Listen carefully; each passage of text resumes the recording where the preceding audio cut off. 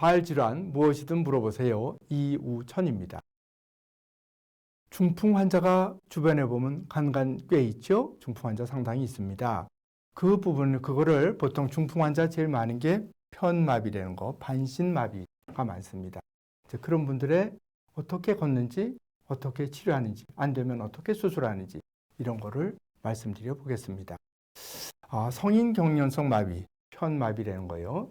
대개 원인은 뇌상성 뇌손상, 뇌를 다쳐서 떨어진다, 뭐에 부딪혔다, 또 그것과 자체적으로 혈관이 막히든지 출혈이 돼서 생기는 거. 이런 걸 다 그죠? 중풍이라 그러죠. 또 뇌상성으로 다치면 역시 같은 거죠. 뇌가 다치는 거니까. 또 무산소성 뇌손상.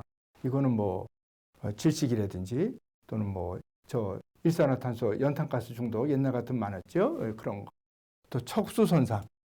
이것도 역시 어떤 게 원인이든지 중추신경계의 원인이 있을 때 이러한 경련성 마비. 경련성 마비라는 건 경직성 마비라고도 하고 내 뜻대로 움직여지지는 않으면서 힘이 막 들어가는 겁니다. 내가 원하지 않는데 힘이 세게 들어가는 거죠. 이제 그런 마비를 일으키게 됩니다. 미국 사람 중에서는 1000명당 1명꼴로 뇌졸중이 발생한다 그러니까 1000만 명이면 10,000명이니까 우리나라 인구로 쳐도 굉장히 많은 사람이고 그중 60 내지 70% 전후는 보행 기능을 회복하기는 한다. 그렇지만 정상 기능을 회복하지 못하는 경우가 상당히 많습니다. 몸이 내 마음대로 움직여지지 않아서 저절로 이 힘줄을 괜히 힘이 막 들어갑니다. 발가락도 괜히 막 이렇게 움직입니다. 이분은 지금 뇌손상에 의한 분인데요. 쓰려고 그래도 쓸 수가 없습니다. 침대를 잡고 겨우겨우 서는데 쓰려고 그러는데 발이 이렇게 쭉 밑으로 뻗쳐지는 거죠. 발이 이렇게 올라가야지 디뎌질 텐데 발이 쭉 뻗쳐지는 거예요. 보조기를 했는데도 그 안에서 발이 막 뻗쳐집니다. 몸이 내 마음대로 움직여지지 않고 저절로 힘이 막 들어간다. 얼마나 마비가 심한지를 판단하기가 어렵습니다. 이렇게 힘을 줘보세요. 그렇게가 안 됩니다. 걸을 때는 자기도 모르게 힘은 들어가지만 수의적으로 내 마음대로 이렇게 해보세요. 이렇게 하려고 그럴 때 그게 안 되는 겁니다. 그래서 보통은 서 있거나 걷는 모습을 봐서 이분은 어떤 힘줄이 원인이구나 이런 걸 판단하는데 그나마 도움을 받고 있습니다.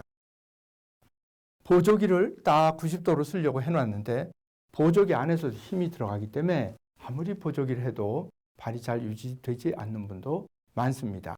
어쨌든 이렇게 재활을 하고 보조기를 하는 것은 걷는 기능을 도와주고 남아있는 근력이 더 약해지지 않도록 하려고 하는 것입니다. 이걸 언제 수술하느냐? 만약에 이제 이렇게 다 했는데 수술을 해야 되는 분, 이것도 수술해야 되는 분도 상당히 많습니다. 실상은 전체 중에 한 10% 정도는 수술해서 상당히 도움을 받을 수 있다고 되어 있습니다. 이 병마다 원인에 따라서 언제 수술을 해야 될까? 언제 수술을 해야 될까는 무슨 말이냐면 언제까지는 되게 회복이 되더라. 회복이 진행되니까 회복이 멈춘 상태가 되었을 때 수술하는 것이 좋지 않느냐. 그런 면에 있어서 병마다 조금 다릅니다. 그렇지만 환자의 상태에 따라서도 좀 다를 수 있고 대개는 어떤 병이 발생한 다음에 대개 1년 전후에는 수술이 꼭 필요한 사람은 해야 되지 않을까. 이 중풍인데 무슨 수술을 하느냐?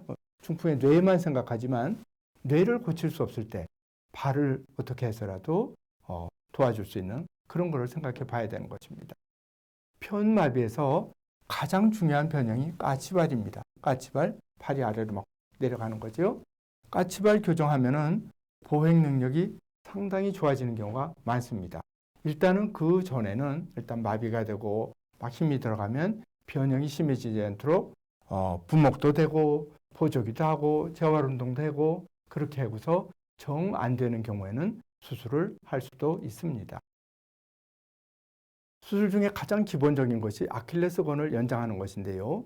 아킬레스건을 연장하는 수술은 그나마 간단합니다. 수술은 물론 해야 되지만 상처도 잡고 바로 깁스하고 걸을 수 있고 서지 못하는 환자가 쓸 수 있고 그런 경우도 많기 때문에 상당히 간단하면서 좋은 수술인데요. 이분은 발이 이렇게 돼서 이 이상 이렇게 올라가지 않습니다. 아무리 이렇게 힘이 들어가는 분들을 아무리 억지로 꺾어 올리고 아무리 재활을 해도 되지 않습니다. 그런 경우에는 힘줄을 겉에서 살짝 칼자국을 3군데를 냅니다. 그렇게 해서 속으로 힘줄을 이렇게 늘려줘서 쭉 늘립니다.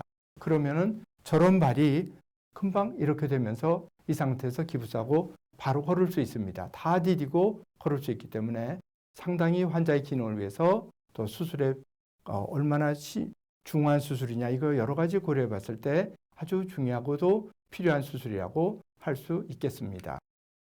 건 이전술, 힘줄이 어느 힘줄은 굉장히 세고 어느 힘줄은 기능을 못해서 이 발이 자꾸 틀어질 때 반대쪽으로 돌려주는 거죠.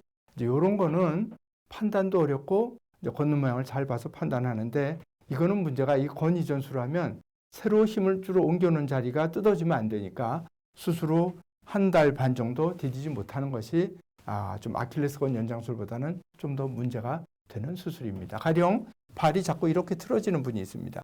그러면 이쪽에 있는 힘줄을 이쪽으로 옮겨줘서 발이 디딜 적에 똑바로 되게 해주는데 이건 그림으로 여기에 붙어 있는 힘줄을 이쪽으로 떼서 이쪽으로 옮겨줍니다. 이 근육을. 그러면 발을 이렇게 틀던 힘줄이 똑바로 발을 올리는 힘으로 작용하는 그런 수술을 그림으로 그려본 것입니다.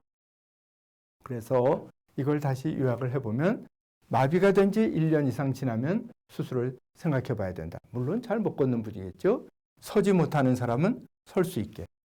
아주 신기하게 이거 말이 안 되는 것 같지만 실제로 이런 걸로 혜택 받을 수 있는 분도 많습니다. 뒤꿈치가 닿지 않는 사람은 뒤꿈치가 닿게, 발이 삐뚤어지는 사람은 바로 디딜 수 있게 이런 방법을 생각해 볼 필요가 있는 그걸로 혜택을 받을 수 있는 분들도 많은데 그거 모르고 그냥 사는 분들이 많아서 오늘 제가 이런 말씀을 드리는 것입니다. 끝까지 들어주셔서 대단히 감사합니다.